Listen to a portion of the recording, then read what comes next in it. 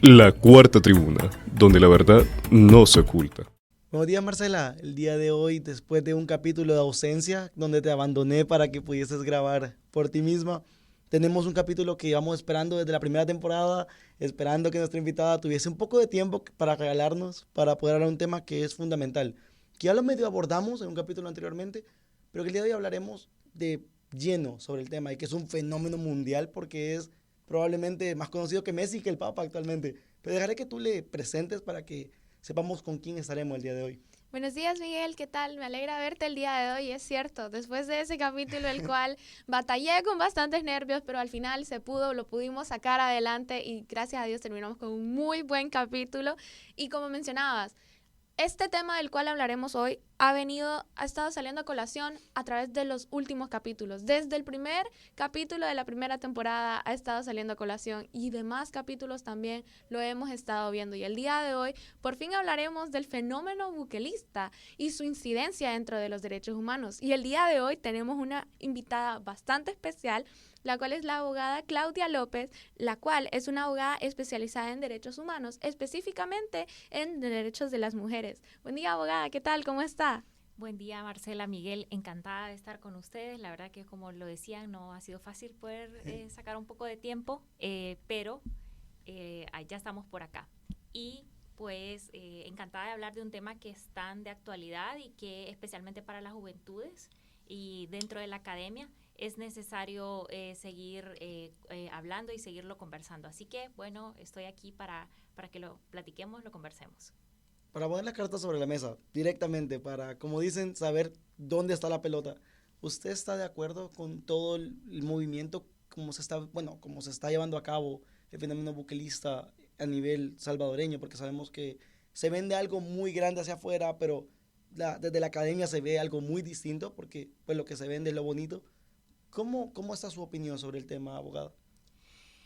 Bien, digamos que esa es como la pregunta toral en temas de derechos humanos propiamente. Y yo creo que más que un tema de opinión o si nos agrada o no nos agrada, es si está pegado a la legalidad. Y si se cumplen los estándares internacionales de derechos humanos que es El Salvador, como un Estado que se ha comprometido ratificando la Convención Americana de Derechos Humanos, está cumpliendo. Entonces, entendemos que el presidente Bukele es un fenómeno popular porque pues históricamente venía pues El Salvador presentando unas cifras digamos espantosas en términos de seguridad ciudadana, y eso no es una situación ajena a todo el continente. Nuestro país mismo, o sea, también se ha encontrado entre los países más peligrosos del mundo en años como 2012, 2013. Sin embargo, llegan este tipo de figuras mesiánicas a la política y ofrecen justamente lo que la población necesita: seguridad y liberarse de una situación de opresión, de la violencia que es innegable y no vamos a negar. O sea, cobraba la vida de miles de personas en temas de vidas, pero también cuantificables económicamente por el tema de la extorsión. Sin embargo, los estándares internacionales de derechos humanos marcan unas pautas en relación a las obligaciones convencionales que han de cumplirse para garantizar derechos humanos. Y cuando hablamos de esto, las personas podrían pensar, pero ¿derechos humanos de quiénes? ¿De las personas pandilleras, de los mareros o de las personas buenas, digámoslo así, entre comillas, que es la mayoría de la población? ¿Cómo es posible que un porcentaje pequeño de la población tenga sometido a el 99% de la población? Porque se habla de cifras, que el 1% de la población salvadoreña ya eran maras y pandillas, porque el fenómeno creció de una manera impresionante en las últimas 2 décadas. De ser, se dice en estadística, 3,000 personas relacionadas con las maras y pandillas, se convirtieron en 40,000 en una década. Pero acá el tema es qué ocurrió por parte del Estado para que esto sucediera. O sea, hay unas situaciones subyacentes de pobreza, de empobrecimiento, de discriminación, de falta de atención, de derechos esenciales para la población, para que la opción de los niños y niñas fuese pertenecer a una mara y pandilla. Entonces, los seres humanos no deciden, voy a crecer siendo una persona que pertenezca a una organización terrorista como ellos lo nombraron, aunque la definición de terrorismo no es esa dentro de lo que el contexto del derecho internacional. Está siendo instrumentalizado la utilización del término terrorista. Pero bueno, digámoslo en grandes líneas, hay unos requisitos específicos que deben cumplirse y que evidentemente organizaciones de derechos humanos, los organismos regionales y universales le han llamado la atención en diversas ocasiones al Estado de El Salvador, que no se están cumpliendo esos estándares. Y en primer lugar, los requisitos son digamos que mínimos, pero ni siquiera se cumplen. La proporcionalidad que deben tener las medidas, la estricta necesidad, la temporalidad, la publicidad de estas medidas y sobre todo un tema sumamente importante es no afectar derechos que no pueden ser suspendidos jamás en un estado de excepción. Y estos derechos ya los establece el artículo 27 de la Convención Americana de Derechos Humanos. Establece, por ejemplo, la prohibición contra la tortura. Establece el derecho a la vida. O sea, bajo ninguna circunstancia, en un estado de excepción, esos derechos pueden ser suspendidos. Y el principio de legalidad. Estos derechos han sido totalmente trastocados y violentados en todos estos más de 2 años que lleva ese estado de excepción. Y podríamos decir, digamos que el presidente ha puesto como a las personas que decidan entre su libertad y la seguridad. Pero el asunto es que no se puede renunciar a derechos fundamentales que son inherentes a la condición de personas y seres humanos. Entonces, en ese sentido, creo que más allá de estar de acuerdo desde el sentido populista de lo que está sucediendo o si hay resultados plausibles y visibles positivos, es conocer y reconocer si estas medidas se apegan o no a los estándares internacionales de derechos humanos que el Estado de El Salvador está obligado a observar. Pareciese que esta falta, ¿no? También Marcela, que te veo que también estamos súper atentos a lo que nos menciona la abogada, pareciese que la falta de estos derechos o estas, ¿cómo decirlo? Estas, bueno, se me va la palabra, son algo que debería dar el Estado, como es la seguridad para las personas, se vuelve un trueque medio feo entre el Estado y la población, porque te entrego mi libertad por no salir, porque las personas ya aceptaron al 100% el que a las 10 ya no, ya para la casa, porque si no, los falsos positivos, que es algo que se habla muy popularmente, pero que se vuelve una cacería de brujas, porque personas que no tienen nada que ver con el tema terminan siendo un falso positivo y es lo que la gente, o el gobierno en este caso, no quiere dar a conocer, porque dicen, sí, tenemos, por dar un número, 20,000 presos en tal cárcel. Sí, pero ¿cuántos de ellos realmente son miembros de la pandilla y cuántos, lastimosamente, les tocó nacer en esa zona y que, aun cuando todos los días trabajaban de manera honrada, pues les toca irse en la colada, como se dice popularmente? ¿Qué opinas tú, Marcela, del tema? También como mencionabas, de que cuántas de estas personas también no son perseguidos políticos, porque no podemos dejar de lado el hecho de que Nayib Bukele hace mucho énfasis en el ¿estás conmigo o estás en contra mía? Y toda la persecución política que se ha dado desde que él venía en campaña, todos los presos que podemos encontrar dentro de la cárcel del Secot, que más adelante tocaremos ese tema, es bastante impresionante poder llegar a visualizar cuánto es esta cifra, porque en realidad uno diría, ok, la mayoría son las maras y pandillas, porque uno ve los videos, porque también se han enfocado en llevar a bastantes influencers, llevar bastante media ahí dentro de la cárcel y Sí. poder visualizar cómo es esta gente y dar a conocer lo que ellos quieren ver, porque estos videos son preaprobados por el Estado. Y vaya, la influencia que llegó a tener Luisito Comunica cuando él llegó a hacer el tour dentro de la cárcel de la Secot. Ese video tiene millones de vistas. Y Bukele más que feliz de estar viendo el recibimiento que ha tenido este. Entonces, es como tú mencionabas, ¿a costa de qué? ¿A costa de qué estamos viendo esta seguridad en El Salvador? Porque también no podemos dejar de lado el tema económico, no podemos dejar de lado el tema de derechos humanos, que es lo que principalmente venimos a hablar hoy. Entonces, son bastantes fallas a cambio de bastantes ventajas, a cambio de que ahora puedo llegar a mi casa a las 12 de la noche y puedo dormir con los portones abiertos, pero a cambio de que tengo que pagar $1.50 más de lo que yo usualmente pagaba, y contando los índices de pobreza en El Salvador.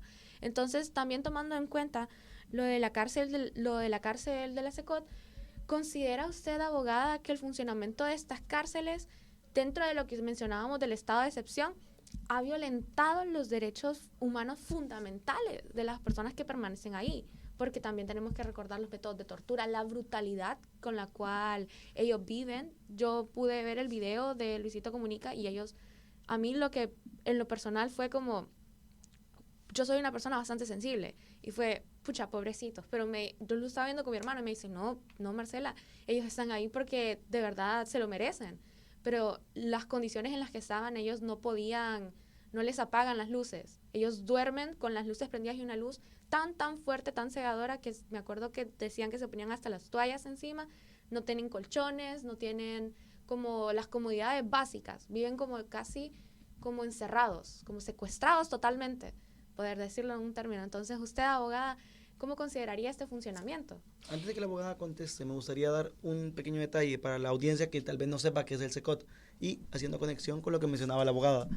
El SECOT es el Centro de Confinamiento del Terrorismo. Entonces, desde ahí sabemos, lo que mencionaba esta abogada, cómo se vende esta palabra, ¿no? Para que el poblador sienta, sí, el terrorista. Pero ¿cómo lo ve usted, abogada, también, ya que Marcela introdujo la pregunta? Bueno, el derecho internacional de los derechos humanos marca unos estándares mínimos para las personas privadas de libertad, o sea, unos derechos mínimos básicos, y entre estos, por ejemplo, son el tema de no ser víctimas de torturas, tratos crueles, inhumanos o degradantes. Según informes, incluso estatales, en la cárcel presenta un hacinamiento, según organizaciones de derechos humanos, de un 148%. Wow. Y el Comité contra la Tortura ha dicho en sus resoluciones, en sus informes de países, que el hacinamiento en sí mismo ya constituye tortura. Oh, wow. Hemos escuchado testimonios de personas que han estado privadas de libertad en estas cárceles que cuentan que dormían por turnos porque no hay suficiente espacio. Entonces quedaban de pie 3 horas, dormían y luego despertaban al que estaba durmiendo otras 3 horas para hacer el turno y poder dormir y acostarse. Y aquí podemos decir, sí, pero son personas sanguinarias que mataron, descuartizaron, violaron mujeres, utilizaban a mujeres como esclavas sexuales y totalmente de acuerdo. Pero aquí estamos hablando también de que no solamente hay personas que son ya condenadas, que hay personas que no se les ha llevado un proceso judicial y que las leyes establecen, la Convención Americana establece en sus artículos sobre el debido proceso que estas personas se presumen inocentes y por tanto no deberían de estar en la misma situación carcelaria personas ya condenadas. Está bien, escuchaba una declaración de alguien que decía del gobierno de El Salvador, ¿cómo quieren ustedes que tratemos a una persona que ha sido condenada a 1.300 años de cárcel por haber asesinado a 30 y algo personas? Esta persona por lo menos ya tuvo derecho a un juicio. Sí. Pero ¿qué pasa las demás personas que tienen el mismo tratamiento? Que con esto no estoy justificando que tengan que violar sus derechos, pero aquí también quiero hacer énfasis con ese porcentaje altísimo de personas que no han tenido un juicio justo y que según las reformas que se hizo en la norma penal que impuso Nayib Bukele, porque quiero que recordemos que Nayib Bukele en su primer mandato ingresó al ejército al Congreso, sí, para obligar al Congreso a impulsar unas legislaciones y unas leyes que acomodaran a sus intereses y a su política punitiva, rompiendo totalmente el Estado de Derecho, cuando en todo Estado que se precie ser un Estado de Derecho, los poderes del Estado son independientes y por lo tanto ningún poder del Estado puede someter al otro, como ocurrió en esa oportunidad en el cual Nayib Bukele ingresó al ejército, al Congreso, para obligar que se aprobaran las leyes de la forma tal cual necesitaba él para su régimen punitivo. Y en ese sentido se hicieron unas reformas que son totalmente anticonvencionales, entre ellas que las personas podían estar privadas de libertad más de 15 días sin haber sido escuchadas en juicio.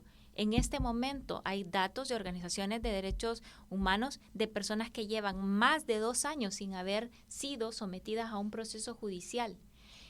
Es decir, rompiendo totalmente unos principios universales de debido proceso, presunción de inocencia. Hay datos de que han salido de esas cárceles más de 4.000 personas que lograron probar que no pertenecían a pandillas. ¿Quién va a resarcir la vida, el proyecto de vida, el daño del proyecto de vida de esas personas que además de la estigmatización social perdieron sus empleos, sus casas, sus bienes, sus familias, sus hijos y sus hijas? Y claro, hay una proporción enorme de todas las demás personas que fueron asesinadas por las maras y pandillas, etcétera. Pero ¿qué hay de esas personas inocentes que también siguen privadas de libertad y están sometidas a excesos por parte del Estado en la desproporcionalidad del uso de la fuerza que va en contravención con los estándares de derechos humanos que ya están establecidos y que El Salvador, como Estado parte, está en la obligación de cumplir? Esto me recuerda mucho al cáncer. Se lo voy a explicar desde como esta pequeña analogía.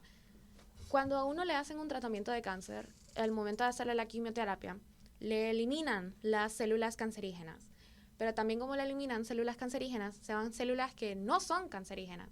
Entonces podemos ver algo así en El Salvador, como que compararlo un poco como con la quimioterapia que están haciendo esto, que así como las células malas, que en todo caso serían las células cancerígenas, serían las pandillas, las células que también le aportan al cuerpo serían estas personas inocentes. Entonces es una limpieza sin control, sin organización, como le digo, como un cáncer, una quimioterapia. Y hay algo que quisiera agregar, también es un tema de criminalización de la pobreza que no podemos desconocer. O sea, estos estados de excepción y estas situaciones tan agresivas de violencia que imponen la seguridad pública en El Salvador y también acá en Honduras es en los barrios y colonias más empobrecidos. O sea, atacan específicamente a las personas, o sea, criminalizando la pobreza. Hay muchas personas que les tocó nacer como en un clasismo. barrio, correcto, un clasismo. Hay personas que les tocó nacer por sus propias circunstancias particulares en un barrio, una colonia, donde habitan personas que pertenecen a maras y pandillas. Y en ese sentido no se puede criminalizar la pobreza, o sea, de manera, digamos, antojadiza, de manera cuando hacen estas detenciones sumarias, se impide que haya una individualización de cada caso, de conocer cada caso en particular, porque se llevan en masa a las personas y estas personas no tienen derecho a ser escuchadas de manera individual. Suenan como leyendas urbanas, ¿no? Pero voy a poner un caso. Mi abuela en El Salvador, en San Salvador, la persona que le vendía frutas llegaba pues todas las semanas, ¿no? Todos los martes, y pues llegaba con su hijo. Resulta que ella vivía en Apopa, que es una zona de El Salvador repleta de pandilleros. ¿Qué sucede? De repente un martes la señora deja de llegar, llega el hijo. La siguiente semana ya no llega ni el hijo. Cuando se ponen a investigar qué pasó, la señora, en un falso positivo, entra una señora de 70 años, que va a ser parte de una mara, pero entra como un falso positivo, han pasado 2 años y ya sigue en la cárcel. Entonces, ¿qué va a hacer una señora de 70 años? ¿Extorsionar? No, la señora salía a vender pues todos los días, pero como su hijo era menor y como pues se juntaba con ciertos amiguitos, un falso positivo, y como dice Marcela, a eliminar el cáncer, toda la familia, todos, el señor, el hijo y la señora, todos para la cárcel. Entonces, lastimosamente es una cacería de brujas muy fuerte. Pero cambiando un poco el tema de El Salvador, a mí me sorprende mucho, ya que mencionaba Marcela, el tema de Honduras y cómo este tema tan bilateral. ¿Usted cree, abogada, que si se aplicase el mismo modelo con el estado de excepción a Honduras actualmente, teniendo la diferencia de la aprobación que se tiene con Bukele en El Salvador y la desaprobación con Xiomara en nuestro país, cuál sería el efecto? ¿Qué cree usted que sucedería si aquí en Honduras mañana Xiomara dijese, ok, el ejército afuera, van para la Rivera Hernández a sacar pandilleros? ¿Cuál sería el efecto en Honduras?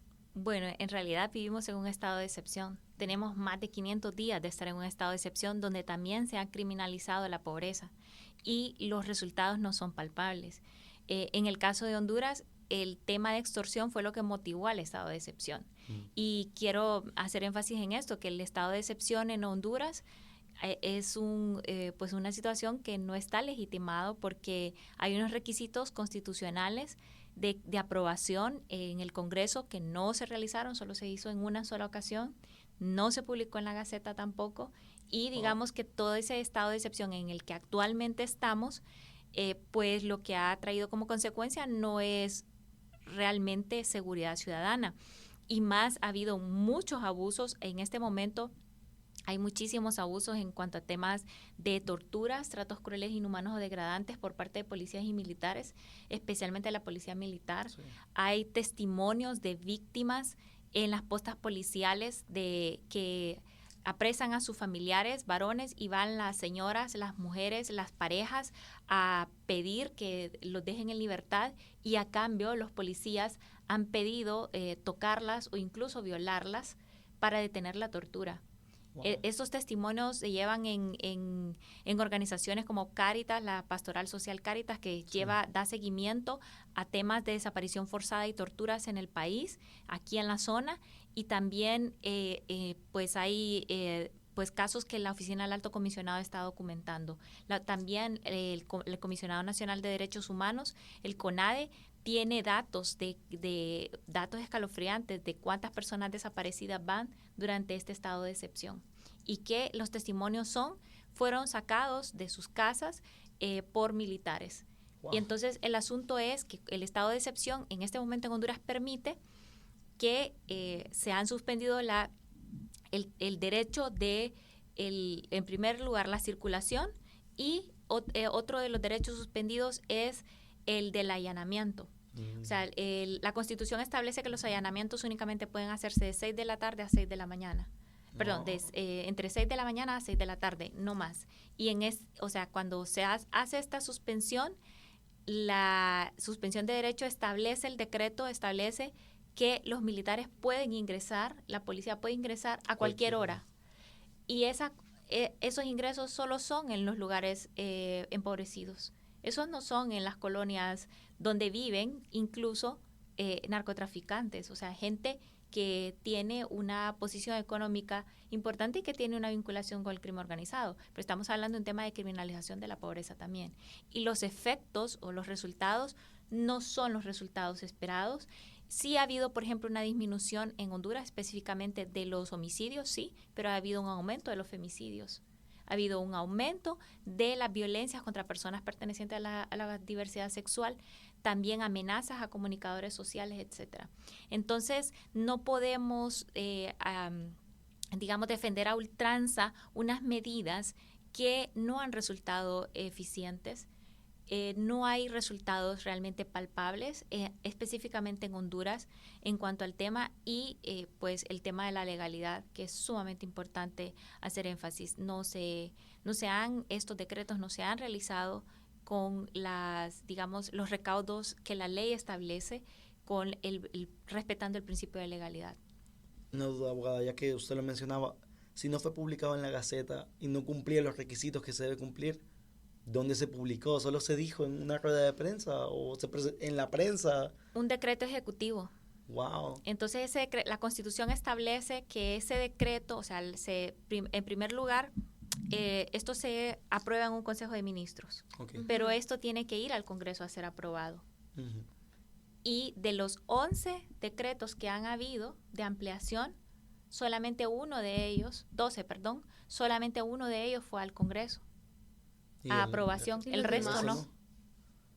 El resto O sea, solo se pasó. Y como sabemos, el proceso de formación de una ley o de un decreto es que luego que pasa a ratificación o aprobación en el Congreso, es publicado en la Gaceta. Ese es Medio oficial. Correcto. La forma normal en que funciona un Estado de Derecho, ¿verdad? Y lamentablemente, pues, no se ha hecho en Honduras. Eso significa que posteriormente todas estas detenciones que se han hecho en el marco de este estado de excepción van a ser sujetas a probablemente indemnizaciones, demandas al Estado, porque no cumplen los requisitos mínimos de legalidad. Y eso luego lo pagaremos nosotros con nuestros impuestos. Sí, me llama bastante la atención el hecho que usted mencionaba todos los de la tortura, ya dejando de lado un poco el tema legal, sino también lo que usted mencionaba acerca de las mujeres, porque vemos acá en Honduras que tenemos esta sociedad muy conservadora, muy machista, inclusive lo hablábamos la temporada pasada con la abogada Cintia, todo lo que han sufrido las mujeres a lo largo de todos estos años, a través de gobiernos represivos, a través de gobiernos machistas, que imponen estas medidas, y también por parte de la brutalidad, del aprovechamiento que vemos de la policía, de ver como a la mujer débil, indefensa, y ellos en una posición privilegiada a poder aprovecharse de esta mujer. Entonces, ¿cómo diría usted, digamos, como mencionando en el caso de Miguel, digamos de que se implementara el fenómeno buquelista acá dentro de Honduras? ¿Cómo diría usted que los derechos de las mujeres se verían afectados por este modelo? Siempre que Simone de Beauvoir decía que siempre que hay crisis políticas, los derechos de las mujeres se ven en regreso. O sea, siempre se ven en regresivo y siempre se ven afectados. La razón es porque las mujeres históricamente, por ejemplo, han sido botín de guerra. O sea, han sido, digamos, en las guerras, cuando ha habido guerras o cuando han habido lo que ocurrió en nuestro continente americano, que las mujeres fueron violadas cuando hubo este saqueo por parte de la conquista y en la colonia. Las mujeres siempre se llevaron la peor parte, y justamente porque hay una situación histórica de desigualdad, de discriminación contra las mujeres, que han sido vistas como objetos. En el caso de las mujeres, por ejemplo, en temas en los regímenes dictatoriales, las mujeres se han encontrado en la posición de mujeres buscadoras. Si saben la historia de las mujeres de la Plaza de Mayo, de las abuelas, en Argentina, que ellas buscan, en América del Sur, a los desaparecidos de la década de los 80. Y estas mujeres han sufrido históricamente represión por parte de los gobiernos. Hay un dato de una persona, una mujer, una madre buscadora, se llama Verónica Delgado, que fue capturada el 11 de marzo del 2024, criminalizada por buscar a su hijo en El Salvador. ¿Qué?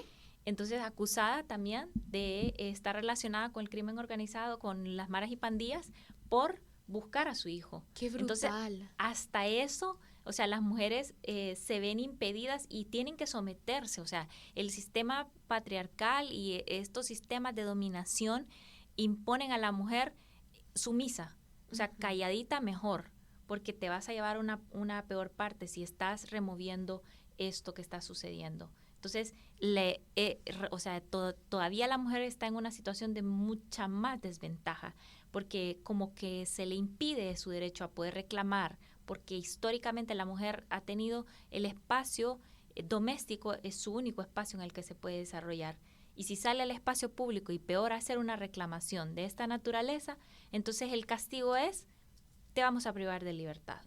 O sea, seguir reclamando, también vení para acá. Entonces, esto ha ocurrido históricamente con las mujeres buscadoras, históricamente con las mujeres que han reclamado derechos de sus familias, etcétera.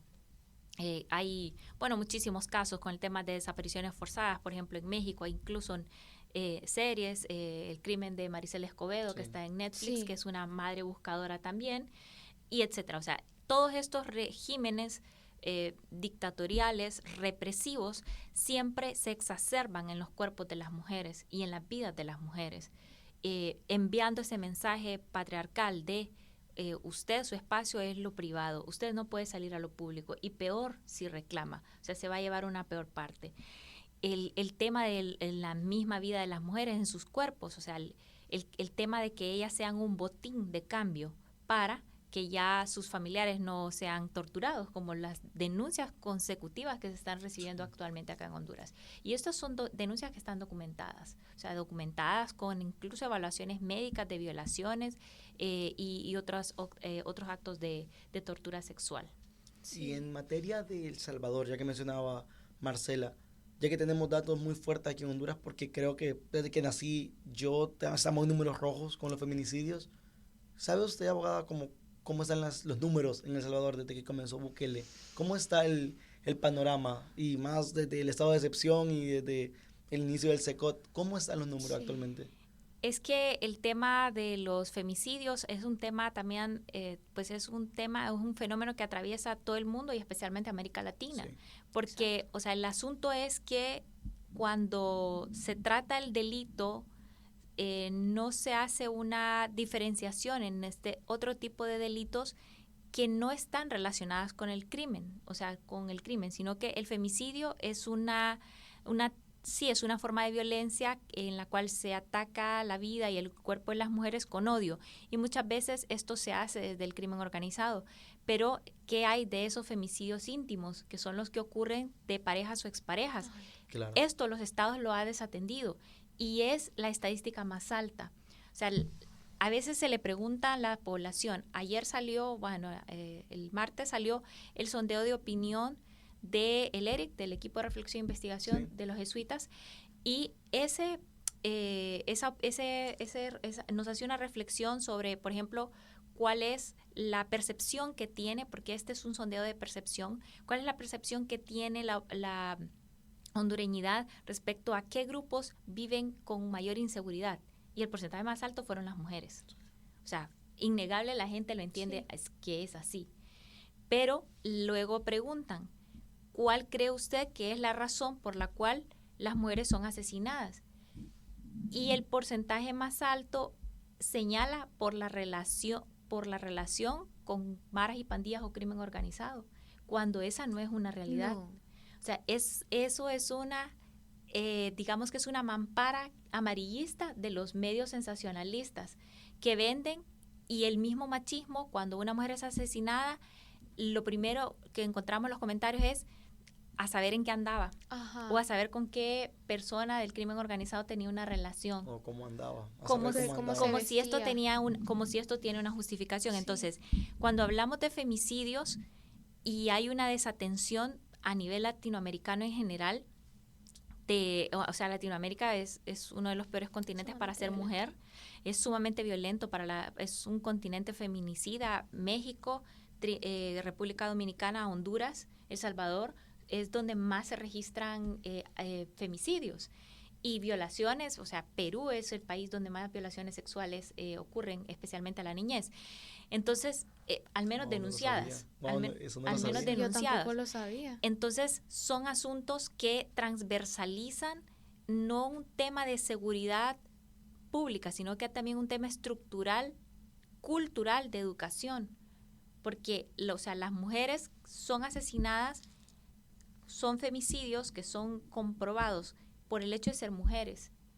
O sea, no porque andan en algo malo o porque estaban involucradas en crimen organizado, sino porque parejas o exparejas creen tener derechos sobre las vidas de estas mujeres. Entonces, esa situación está desatendida en todo el continente, y El Salvador no es la excepción, porque El Salvador en este momento, igual que en Honduras, tienen su foco de atención en estos delitos de alto impacto, de crimen, de maras y pandillas, y etcétera. En tanto, los femicidios no los consideran tan elementales y tan importantes, porque como el machismo y la cultura patriarcal está tan internalizada en las personas tomadoras de decisiones, no lo ven como una necesidad de cambiar y de modificar esos patrones estructurales que discriminan a las mujeres y que se reproduce la violencia contra las mujeres. Entonces, digamos, es un tema desatendido, porque no es un tema que a las personas tomadoras de decisiones les importa. O sea, el impacto es extorsiones, asesinatos por cobros de extorsiones, asesinatos entre crimen organizado, entre maras y pandillas, reyertas entre maras y pandillas, pero no estos tipos de delitos que son específicamente por razones, digamos, culturales de odio a poblaciones determinadas, como lo que ocurre con las mujeres, la comunidad de la diversidad sexual o los crímenes raciales. Sí, también puntos que quería tocar, la verdad, a lo largo de que usted iba mencionando la lista de países. Actualmente yo estoy llevando una clase de Historia de América. Dentro de la clase de Historia de América nosotros tuvimos la oportunidad de ver el caso de las hermanas Mirabal. Es un caso bastante conocido a través de la dictadura de Rafael Trujillo, ¿verdad? Todo este montón de... Podemos ver cómo es a través de esta lucha, a través de ellas reclamando por los derechos que iban en contra de la dictadura de Rafael Trujillo. Son estas cosas que a nosotros de verdad nos hacen ver. ¿Y cuándo pasó esto? En los años 60. ¿Cuántos años nos han pasado desde entonces? Inclusive desde antes, como usted mencionaba, la época de los saqueos, los botines, la época de colonización, también dentro del nacimiento de América Latina. todo ese montón de cosas son las que nosotros también nos hacen ver que de verdad no es algo que viene de ahorita, no es algo reciente, es algo histórico, de verdad. Y también nosotros dentro de nuestra cultura tenemos el hecho de, como lo mencionan ahora actualmente, ay, es de que vos sos muy tóxico, pero una toxicidad puede llevar a que se lleve al caso a que se puede llevar a unos casos al tribunal de la familia. Yo, por mi parte, vengo de una familia de abogados, casi toda mi familia está dentro de las ramas del derecho. Me cuenta mi tío, él fue juez dentro del tribunal de la familia, me cuenta que eso es una cosa triste de ir a ver, que es triste la cantidad de casos, la cantidad de denuncias que llegan al día y ver cómo la mayoría quedan impunes por falta de pruebas. O porque, ok, sí, la mujer estaba en esto, pero ella no estaba cumpliendo este rol que ella le estaba siendo asignado. Entonces es una realidad triste y también poder ver como hoy en día las parejas es como que si no le andan como la ubicación, me estás haciendo infiel con alguien. O le revisan el celular y están como con este montón de medidas que hoy en día las tomamos como normales, de que, ok, si no me dejas revisar tu celular me estás haciendo infiel, o si vos no me dejas ver tu ubicación es porque andas con alguien más. Uh-huh. Entonces son estas cosas como estos micro, por decirlo, machismos, que poquito a poquito se van agrandando y nuestro sistema es bastante cruel.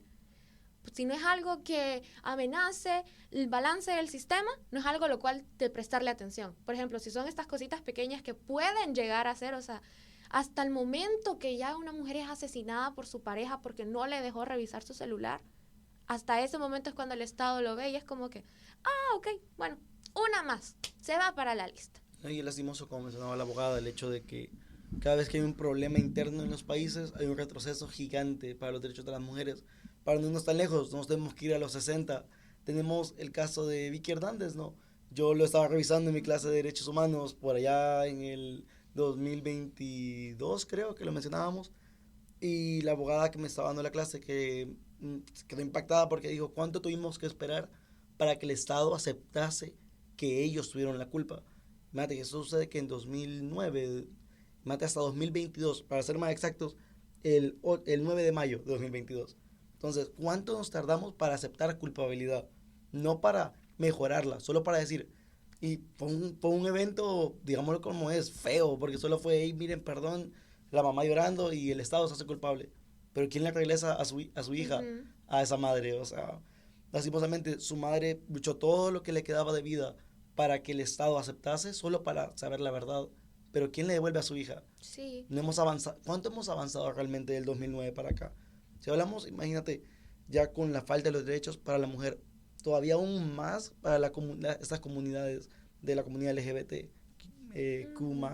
Al final del día, pues tenemos un retroceso gigante como Estado. Y como mencionaba la abogada, Latinoamérica tiene un reto aún mayor porque estamos a años luz, podemos decir, de Europa y mucho menos de países nórdicos o los escandinavos, donde estos casos no se ven tanto. Son casos bastante lamentables, ya como teniendo ese orgullo nacional, poder decir, ok, yo soy hondureña, sí, pero ¿a qué costo estoy aquí viva?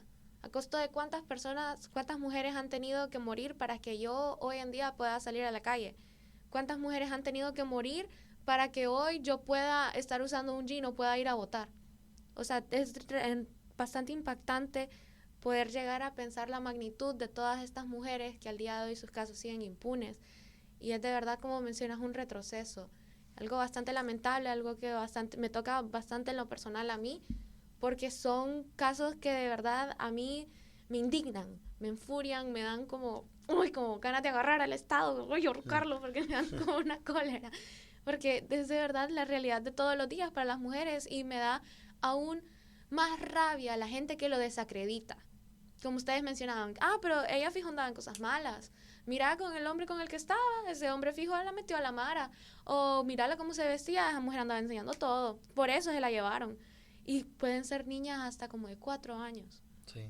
Y son casos lamentables, de verdad.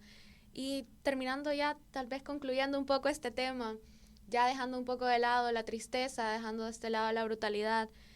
Pero en todo caso, abogada, como pregunta final, ¿cuál es la importancia del respeto y protección de los derechos humanos de absolutamente todas las personas, incluyendo los capturados políticos, incluyendo la gente presa en el SECOT, incluyendo los que de verdad son culpables, todas las mujeres, todo lo que hemos tocado en este tema, y cómo afecta esto a la democracia.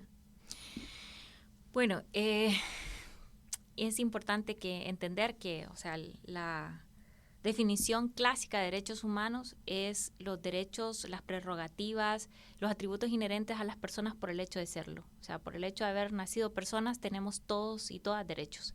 Entonces significa que hay unos derechos fundamentales que no pueden ser suspendidos, como lo dije desde mi primera intervención, en ninguna situación, inclusive en un estado de excepción. Si el estado de excepción es la única medida necesaria para controlar, digamos, dentro de una temporalidad adecuada, una situación grave de peligro que amenace la vida de la nación, la paz y la tranquilidad, se tienen que respetar unos estándares mínimos. Y esos estándares mínimos establecen, por ejemplo, los temas de aislamiento, que las personas privadas de libertad se ven sometidas. Hay que hablar también de cuál es el fin de la pena, o sea, es la reinserción social. Sabemos que hay personas que están privadas de libertad que no van a salir nunca de esa privación de libertad, pero ¿qué está haciendo también el Estado? Porque hay que entender y hay que partir de algo. Muchas de las personas que están condenadas y que están ahí no están por una decisión. Hay una desatención histórica. Y sabemos este fenómeno de maras y pandillas, cómo ocurrió en El Salvador y en nuestra región, para que esto nace en Los Ángeles, en Estados Unidos, y luego llegan las personas que en las guerras civiles, en los conflictos civiles que hubo en la región, se van de manera irregular hacia Estados Unidos y tampoco encuentran allá pues ningunas oportunidades y luego son retornados a sus países sin ningún proyecto de vida, y ya han encontrado el tema ya de organización de maras y pandillas, que Estados Unidos lo único que hizo fue devolver a los países de América Latina el problema que ellos mismos tenían y que mismos crearon. Y luego nos trasladan estas políticas punitivas. Y esto rompe totalmente con la democracia, con el Estado de Derecho, porque la democracia en esencia es la participación y el derecho a opinar y el derecho a disentir.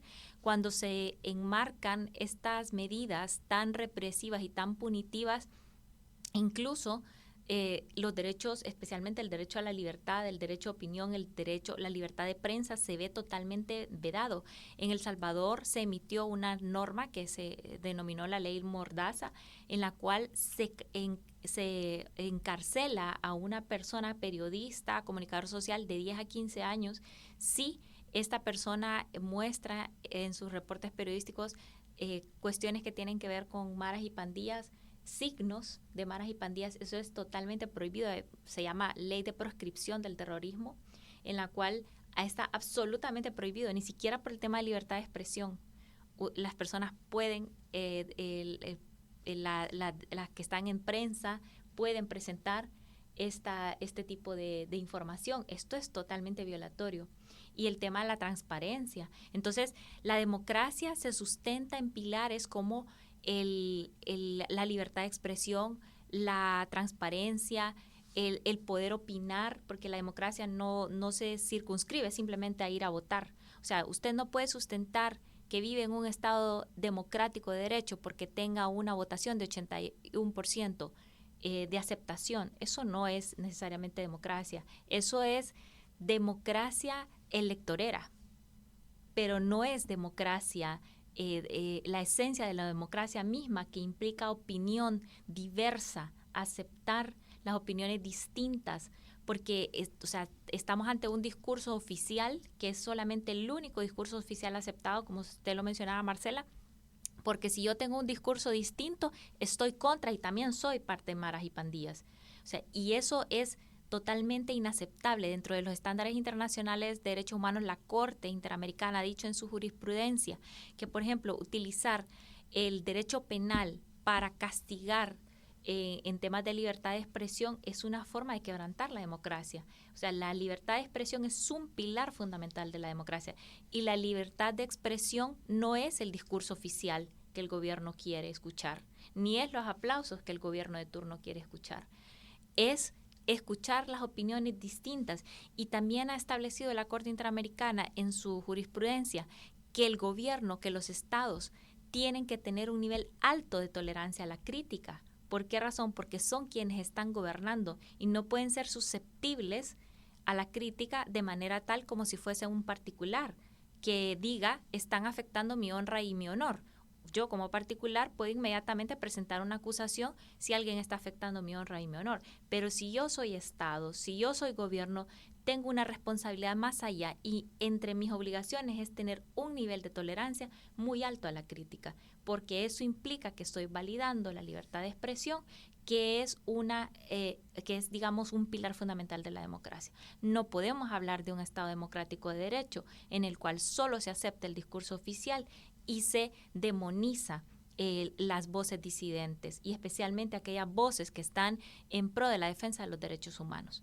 No podemos hablar de un Estado democrático de derecho donde no se respeta el principio de legalidad, donde se imponen normas que son anticonvencionales, que no promueven en efecto la garantía y respeto de los derechos humanos de todas las personas, sin importar pues la condición en la que se encuentren, y no respetar esos estándares. No, es muy fuerte al final del día el ver cómo la gran mayoría de las personas, como hablábamos antes, el amarillismo, ¿no?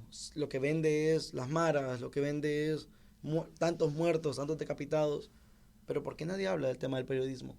Porque cuando se dan las ruedas de prensa donde está Nayib Bukele con su gorra para atrás y vestido de blanco, los únicos medios a los cuales él les contesta, uno es el medio de él, porque él es el dueño del canal, y el resto son del Estado. Pero los que no van con él ni entran a la sala, porque saben o que no le van a dar la palabra, o que mejor prefiero seguir viviendo en mi casa que viviendo en el Secot, porque lastimosamente pues hoy en día hay una violentación muy fuerte al tema de la opinión pública.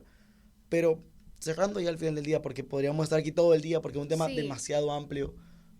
Siempre nos quedamos con nada de más, ¿no, Marcela? Siempre vamos a extender los capítulos a 1 hora ahora. Podrían hacerse una temporada solo de este tema, porque hay tanto de qué hablar, desde todo lo que hemos hablado, derechos de la mujer, derechos de los privados de libertad, que también tienen derechos, que muchas veces se nos olvidan, ¿no? Que también son personas, no por estar en la cárcel dejan de ser personas. Pero que también entra esta doble moral, ¿no? Pero él mató también. Sí, pero no por eso dejan de ser personas. El terrorismo, como le ha nombrado él a estos grupos delictivos. Entonces es muy fuerte ver cómo hay tanto que abordar por una sola persona, que Bukele. Como mencionaba la abogada, me encanta que yo leí un libro hace como un año que hablaba de eso, el fenómeno mesiánico en Latinoamérica. Y cuando la abogada inicia con esa frase, me recordó al libro y dije, qué fuerte es pensar que sí, la historia solo se repite. Alguien no funciona, nace un Mesías que llega prometiendo el cielo, el mar, las estrellas y la clave de todos los problemas, nombra al problema, las maras, da la solución, pero sacrifica todo el resto. Y como mencionaba la licenciada Elvia, no Marcela, el próximo problema ¿cuál va a ser? Salud, le doy salud. Alimenticio, le doy comida. Es nombrar problema, yo lo resuelvo. Pero por mientras, síganme sacrificando cosas. Porque como mencionaba Marcela, la economía, el aumento, la inflación que está sufriendo El Salvador, la libertad, la falta de opinión, porque uno, estando en público, me sucedió a mí un dato muy curioso. Estoy con mis amigos de otras universidades comiendo y les pregunto, ¿cómo está el tema de las maras? Me dicen, ¿por qué estás hablando? No puedes decir maras en público. ¿Por qué? Le digo, porque te puede parar alguien. Y a mí me fascina la camisa de fútbol americano. Yo andaba en un parque con mi sobrinito y un policía me paró y me dijo, ¿y vos de dónde sos, bicho? Porque bicho se le dice al joven en El Salvador. ¿Dónde sos, bicho? No, de Honduras. ¿Y por qué andas con la camisa? Porque me gustan.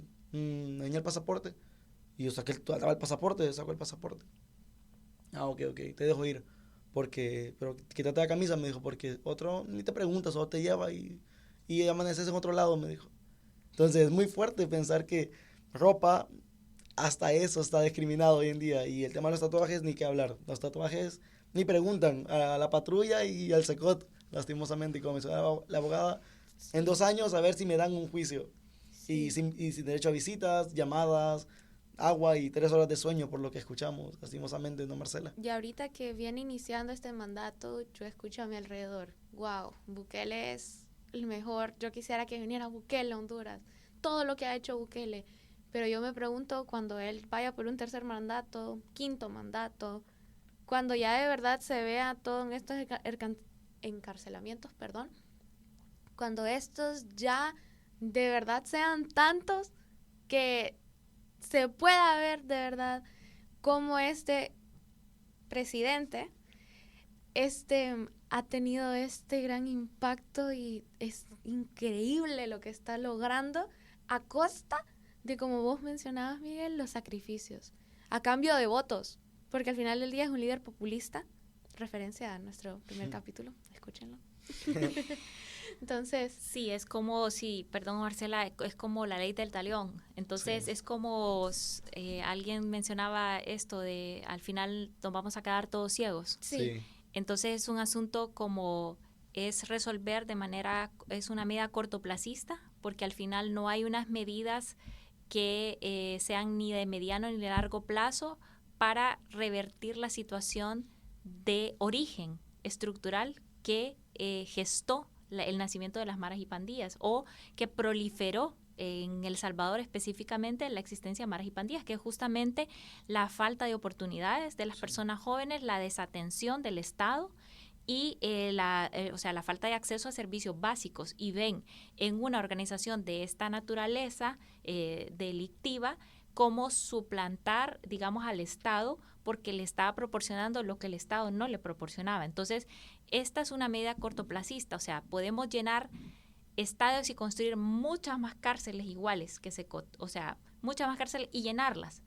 Pero ¿cuánto va a ser sostenible en el tiempo esto? En temas de recursos económicos incluso. Y además de eso, al final, ¿qué es lo que se está haciendo para las nuevas generaciones para realmente producir o el Estado realmente compensar la situación a partir de lo que ha sucedido con unas respuestas realmente integrales al desarrollo que necesariamente tiene derecho a la población? O sea, a salud, educación, a oportunidades laborales. O sea, no solamente a sobrevivir, estamos sobreviviendo ya estamos sobreviviendo, o sea, ya podemos sobrevivir. O sea, ¿cuáles al final esas medidas a medio y a largo plazo para, digamos, cambiar la situación de vida de las personas salvadoreñas? Pareciese que barremos solo para adelante, Sí. porque al final de cuentas la basura sigue moviéndose. Sí. Como mencionaba la abogada, al final del día, ¿qué le dejamos a la siguiente generación? La crisis económica que puede llegar a tener este país, porque pues sí, el secote está encendido todo el día, pero ¿y la energía quién la paga? Los impuestos. Exacto. Sí, pero también el Surf City, muy bonito y todo, pero ¿quién pagó eso? Los impuestos. Y la frase de cuando los impuestos se utilizan para algo bueno, alcanzan, pero ¿cuánto tiempo van a alcanzar también? Porque el seguro médico funciona, pero ¿cuánto tiempo va a durar? Las calles también, pero ¿cuánto tiempo va a durar? Porque al final del día, pues sí, parece que solo la empujamos y mañana sigo barriendo. La vuelvo a empujar, mañana sigo, y solo se acumula y pues pareciese que no hay una vuelta atrás, no hay un plan, ese es el problema. Pareciese que colocamos una curita en un brazo quebrado. Exacto. ¿Y qué vamos a hacer cuando la curita, ya no tengamos curitas? Vamos a tener que enderezar el brazo, pero si ya tenemos también quebrada la pierna, tenemos que quebrar el otro brazo, ¿qué resolvemos, no? Y se dan los casos como está Argentina actualmente. Sí. Argentina es un estado que algunos lo nombran ya un estado fallido, como Venezuela también, donde, bueno, otro tema súper fuerte de Venezuela, Sí. derechos humanos inexistentes, crisis energética donde se va la luz en todo el país durante días. Pero esperemos que no lleguemos a eso, si no tendremos a la abogada en el 2030 aquí con nosotros para que nos explique cómo resolverlo, pero sí, como mencionábamos, es un tema extremadamente extenso donde nos podríamos explayar todo el día resolviéndolo, tratando de resolvernos este problema entre nosotros, pero al final del día pareciese que la población salvadoreña también está conforme. Sí. Y mientras ellos sigan conformes, como mencionaba la abogada, poco podemos hacer. Porque si en las votaciones sale con un 98% ganando, es casi imposible que el FMLN o Arena salga diciendo yo estoy en contra. Se iba a la cárcel también la oposición. El asunto con eso, bueno, yo sé que estamos terminando, pero ya No, con el tema de democracia y transparencia también es cuando ya se tiene, digamos, tomado el control total del poder, aunque los pueblos se cansan. O sea, Sí. porque esto es histórico, o sea, y América Latina es un ejemplo de eso. O sea, los pueblos se cansan de los gobiernos, Sí. así. O sea, y eso es cíclico. Pero el asunto es cuando una persona tiene el poder absoluto de todo. ¿Cómo revertir el totalitarismo que Bukele ya tiene en sus manos? O sea, tiene el tema de la Corte Suprema de Justicia, defenestró magistrados, cambió totalmente el Poder Judicial, gente que tenía una antigüedad increíble. Es un tema que también podríamos hablar muchísimo de eso. Yo como jueza les digo, o sea, tengo compañeros y compañeras del Salvador que se han ido al exilio porque Bukele, el gobierno, los acusó de tener conexión con maras y pandillas cuando simplemente lo que estaban haciendo era hacer su trabajo de garantizar derechos fundamentales.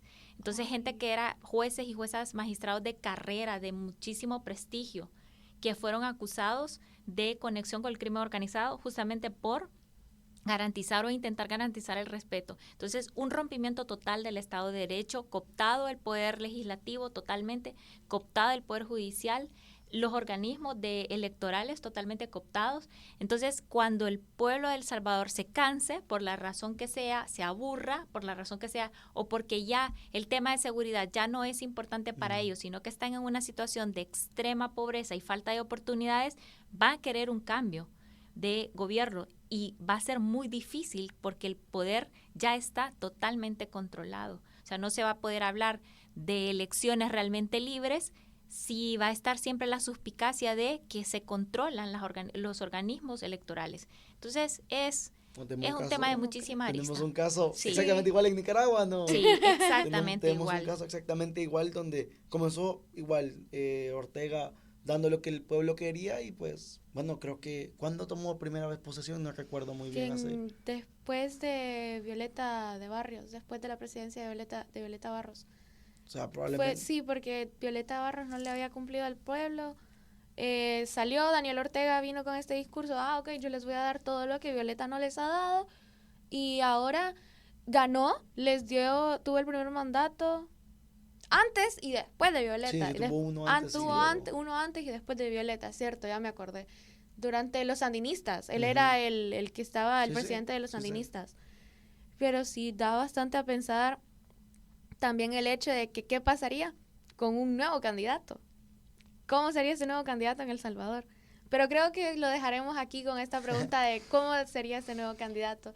Agradecemos mucho, ha sido una conversación bastante interesante, bastante enriquecedora, donde tanto Miguel como yo nos hemos podido nutrir de lo que es de verdad este tema del fenómeno bukelista y poder crear un poco más en nuestra audiencia este pensamiento crítico, a poder ir más allá, a buscar en realidad la raíz de las cosas y poder llegar a tener una opinión fundamentada, profesional y crítica. Entonces agradecemos mucho que su colaboración, abogada, agradecemos mucho que haya aceptado la invitación. Créanme que está más que invitada para futuras entrevistas y poder seguir con esta plática tan interesante que hemos tenido el día de hoy.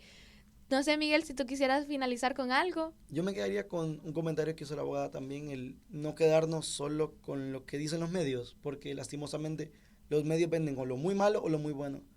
Y probablemente el pueblo salvadoreño ha pecado en ese sentido, porque se ha quedado mucho con lo que dicen los medios. Porque si los medios dicen que tenemos un 90% de seguridad, está bien, porque lo dicen allí. Entonces, que no quedarnos con eso, porque también es importante salir de esas burbujas al final del día. Así que agradecemos mucho, abogada, porque pues tuvimos bastante tiempo para solicitarle esto, teniendo pues que recibirla aquí y teniendo un tema tan importante como lo es el fenómeno bukelista, pero que valió la pena, porque como decimos, podríamos estar aquí todo el día hablando y nos quedaríamos corto de tiempo igualmente. Con todo gusto, regreso pronto. Ya lo dijo, ya quedó grabado. Vamos. Nos vemos, Marcela. Nos vemos, abogada, cuídese.